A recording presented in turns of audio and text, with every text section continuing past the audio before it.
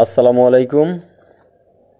আপনাদেরকে বলছিলাম করাত কাটা বানানোর জন্য। করাত কাটা বানাইতে আপনার 100 মিলি যে গাছ কাটে ওই করাত লাগবে, প্লাস এরকম একটা রেত লাগবে, আর এরকম একটা ছোট রেত লাগবে, একটা নোজ প্লাস লাগবে।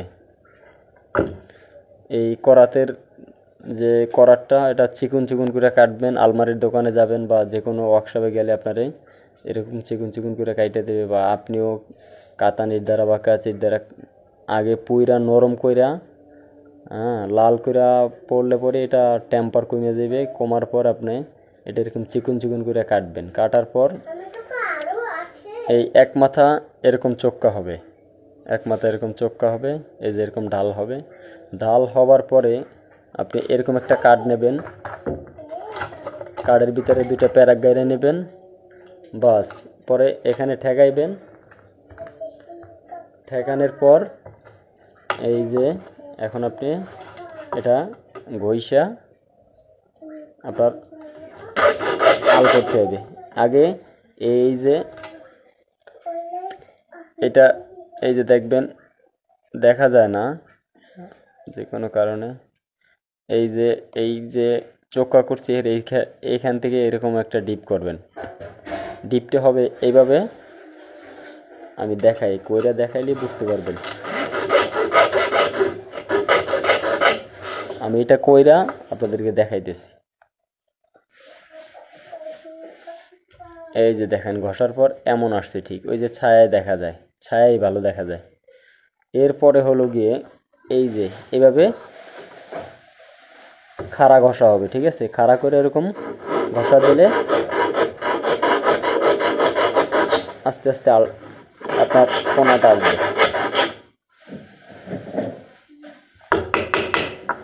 এই যে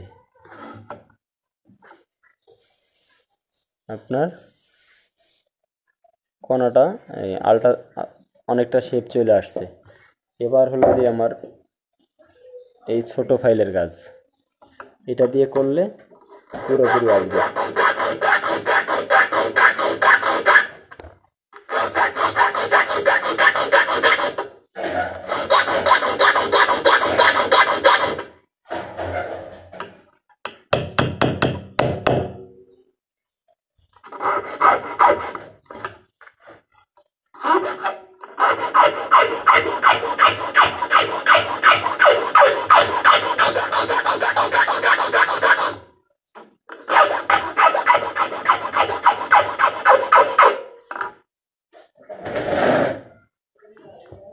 এখন দেখতে পান এই যে আপনার সুন্দর একটা আল আসছে।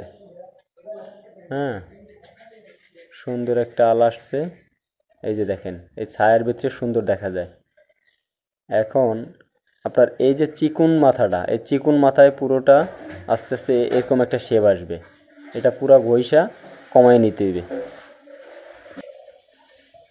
এই দেখেন আমি একটু ঘষার পর এটা এরকম শেপ আসছে, এই যে, ঠিক আছে? আপনি এই ছায়ার ভিতরে স্পষ্ট উল্টো আলটা দেখা যায়। আমি পুরোটা ঘইষা আসতেছি। এই যে আপনার মনে করেন এটা সুন্দর করে ঘষার পর এই শেপ আসছে, ঠিক আছে? আপনি মনে রাখবেন এই যে এটা এইভাবে ঘষলেই, ঠিক আছে, আপনার আলটা আসবে। আপনি যখন সোজা এভাবে ঘষে নাইমা এদিকে এদিকে যাতা রেখে ঘষা দিলেই আপনার আলটা বেরোয় আসবে। তারপর আপনারা এই যে ছোট যে রেডটা আছে এটা দিয়া এই যে দেখেন আপনার অটোমেটিক আল আসছে, ঠিক আছে? উল্টা আল। এই যে এখন এটারে এই মাথাটা সুন্দর করে ঘইষা, আর মনে রাখবেন এই জায়গাটা একটু বড় রাখবেন, এই মাথাটা একটু বড় রাখবেন। এই মাথাটা যদি শর্ট হয় তাহলে আপনার যদি মাছ হিট হয়, মাছ মুখের থেকে খুলে যাওয়ার সম্ভাবনা বেশি থাকে। আর এটা যদি একটু লম্বা হয় তাহলে মাছ মুখের থেকে খুলে যাওয়ার চান্স অনেকটা কমে যায়, ঠিক আছে? এই মাথাটা একটু লম্বা রাখবেন।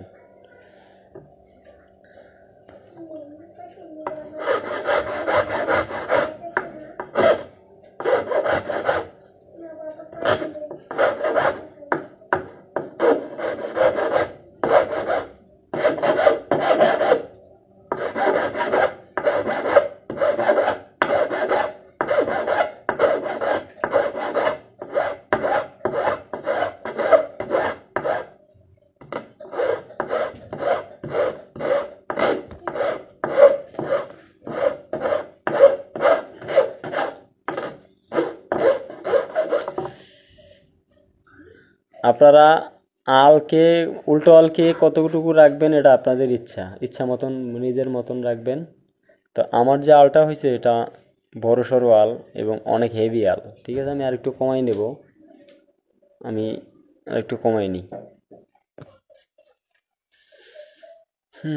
এই যে দেখেন আমার কাটা ঘষা শেষ।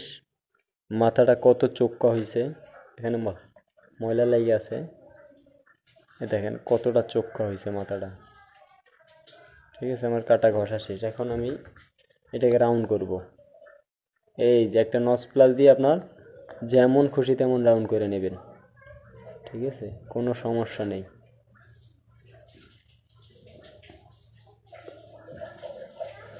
আমি রাউন্ড করতেছি, আপনাদের মতন আপনারা রাউন্ড করে নেবেন। তবে এটা করাত কাটা তো রাউন্ড করাটা একটু ঝামেলা, ঘুরে যায়।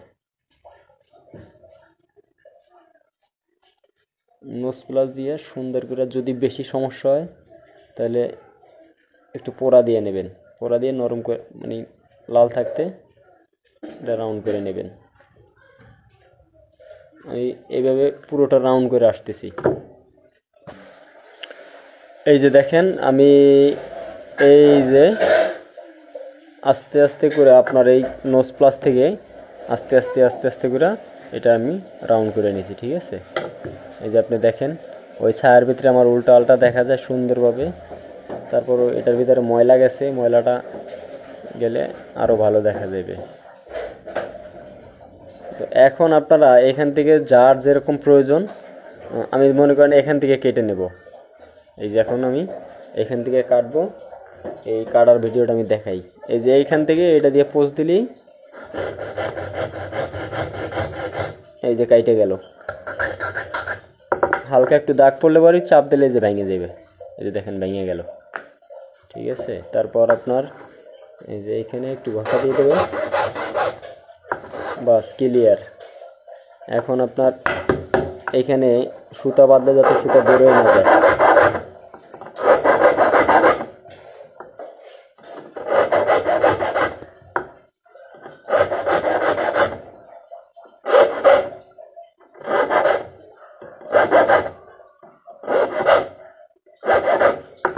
বাস এই যে একটু এখানে একটু বিট করে দিলাম যাতে সুতা বাঁধার পর সুতা বেরোয় না যায়। এখন এই যে আপনাদের কমপ্লিট। এই দেখেন, এই দেখেন ওই যে ছায়ার ভিতরে আলটা দেখা যায়। ঠিক আছে, ফুল কমপ্লিট। তারপরও আলটা একটু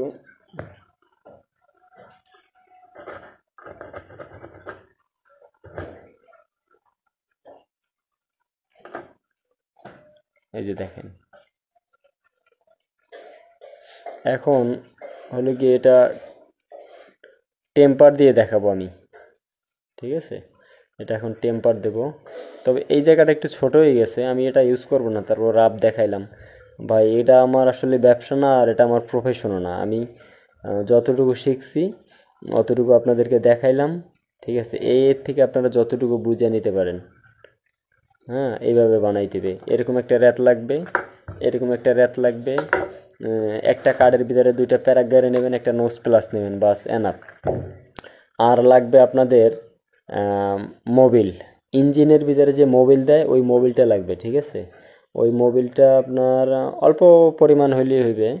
ওই মোবিল আসলে ইঞ্জিনের ভিতরে মোবিলটা দেওয়ার কারণ হয়েছে ইঞ্জিনটা কখনো হিট না হয়, প্লাস ইঞ্জিনটার টেম্পার নষ্ট না হয়। হ্যাঁ, আর আপনারে আমি এটার টেম্পারের যে প্রসেসিং এটা আমি এখন দেখাইতেছি, দেখবেন আপনাদেরকে দেখাবো। এইটা টেম্পার দিয়ে দেখাবো। টেম্পার দিলে কি হয় এখন দেখেন, এই যে নরম, একদম নরম। কিন্তু এটা টেম্পার দিলে কি হয় এটা আপনাদেরকে দেখাবো আমি। আর আপনারা তো দেখছেন এইটাও নরম। ঠিক আছে, এটারও টেম্পার দিয়ে দেখাবো আমি, একদম হাই টেম্পার হয়ে যাবে। এবার আপনাদেরকে টেম্পার দিয়ে দেখাবো। এই যে আমার এই বোতলে মোবিল আছে, আমি মোবিলটা আমার রান্নাঘরে চুলায় রান্না চলতেছে, তার ভিতরে আমি এই আকাম করতেছি। ঠিক আছে, দেখবে একটু পানি আছে, শুকায় নি, ঝামেলা হইবে। এখন আমি এটা নোজ প্লাস থেকে ধইরা এটা লাল করে পুড়ে নেব। টেম্পার দেওয়া বুঝলে ব্যাপার নয়, না বুঝলে অনেক কিছু। এটা লাল করে পুড়ে নেব, বাস।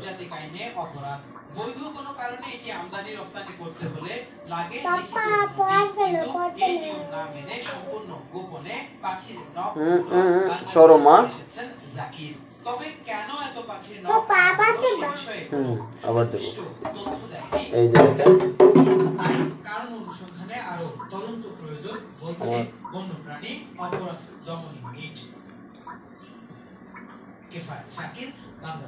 এখন আমি একটু পানি দিয়ে ঠান্ডা করে নেব।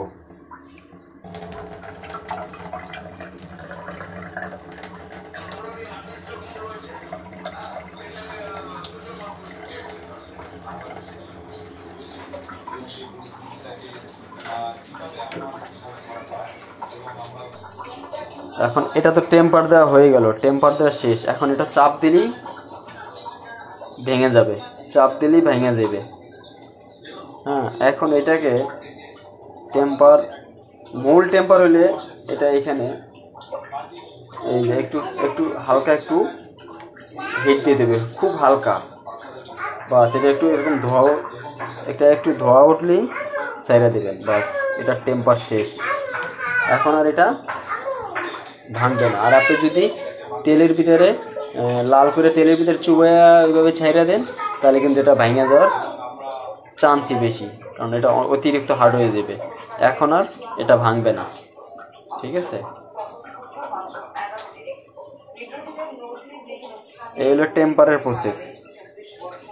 আগে আপনি এটাকে পুরা লাল করে নেবেন, পরে আপনি তেলের ভিতরে চুপ দেবেন। তেলের ভিতরে চুপ দেওয়ার পর আপনি হালকা পানিতে একটু ঠান্ডা করে নেবেন। নেওয়ার পর পুনরায় আগুনে হালকা করে হিট দেবেন, হালকাভাবে হিট দেবেন, যেন এইটা হিট হয় কিন্তু পুড়ে না যায়। আপনার যখন এটা একটু হিট হবে, তখন আপনার ওই যে হাই টেম্পার, যেটা মানে অতিরিক্ত হার্ড হয়ে যাওয়া, এটা ছাইরা দিবে। তখন আপনার এটা মানে স্প্রিং সিস্টেম হইবে, ভাঙবে না, ঠিক আছে। এই যে আমার টেম্পার দেওয়া শেষ, একেবারে সোজা টেম্পার দেওয়ার। অথচ যারা বড়শি বানায়, ঠিক আছে, তারা আপনাকে এই কথাটা বলবে না, কখনোই বলবে না, এগুলো বলতে চায় না। আর আমি যতটুকু পারছি ততটুকু দেখাইছি। আমি তো আর প্রফেশনাল বড়শিও বানাই না, আর বড়শি বিক্রিও করি না। আমি যতটুকু ভিডিওর মাধ্যমে বুঝাইতে পারছি ততটুকু বুঝাইছি, ঠিক আছে। আপনারা এই থেকে যতটুকু বুঝতে পারেন। আপনারা বলছেন যে এই প্রসেস জানতে চান, এই কারণে আমার এটা করা। আর ভুল ত্রুটি আপনারা ক্ষমার চোখে দেখবেন, কারণ আমি তো ভিডিওতে অভ্যস্ত না, কারণ আমি ভিডিও করি না। এগুলো আপনারা আবার কমেন্টে বলছেন যে এই প্রসেসটা জানতে চাই, যার কারণে এটা করে দেওয়া, ঠিক আছে। আমি অনেক ঘাটাঘাটি করে এগুলো শিখছি। আর যদিও আমার কাঁটা বানায় মাছ ধরতে হবে না, আর কাঁটা বানায় মাছ ধরার প্রয়োজনও নেই, কিন্তু তারপর আমি এইগুলো শিখতে পছন্দ করি, তাই এগুলো শিখলাম। এক সেট কাঁটা কিনতে 300 সাড়ে 300 টাকা হলে এক সেট কাঁটা কেনা যায়, কিন্তু এক সেট কাঁটা বানাইতে গেলে অনেক পরিশ্রম। যাদের হাতে সময় আছে তারা অবশ্যই বানিয়ে নেবেন। এবং অভিজ্ঞতা, পৃথিবীতে সবচেয়ে যদি কিছু দামি থাকে সেটা হলো যে আইডিয়ার উপরে দামি কিছু নাই। আপনার কোনো কিছু জানা না থাকলে আপনার কোনো মূল্য নাই।